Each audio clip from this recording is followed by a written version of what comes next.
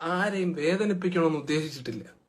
അല്ലെങ്കിൽ തന്നെ ഒരു ഉറുമ്പ് കടിക്കുന്ന വേദനയില്ലേ, അത് തിരികെ സഹിച്ചാൽ എന്തരാണ്? നഷ്ടപ്പെടുന്നതാണെങ്കിൽ വെറും ഒരു തുള്ളി ചോര, ഒരു തുള്ളിയൊന്നും ഇല്ല, അരത്തുള്ളിയൊക്കെയാണ് നഷ്ടപ്പെടുന്നത്. ഈ അരത്തുള്ളി ചോര വെച്ച് നിങ്ങൾ എന്തിനു കാണിക്കാനാണ്?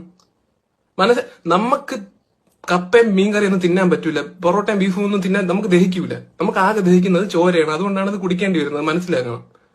വേറെ ഏതൊരു ജീവിയും കൊല്ലുന്നതിന് മുമ്പ് നിങ്ങൾ ഒന്ന് ആലോചിക്കും, കൊല്ലണോ, ഒരു ജീവനല്ലേ എന്നൊക്കെ ആലോചിക്കും. നമ്മളെ കാര്യത്തിൽ മാത്രം അതൊന്നുമില്ല.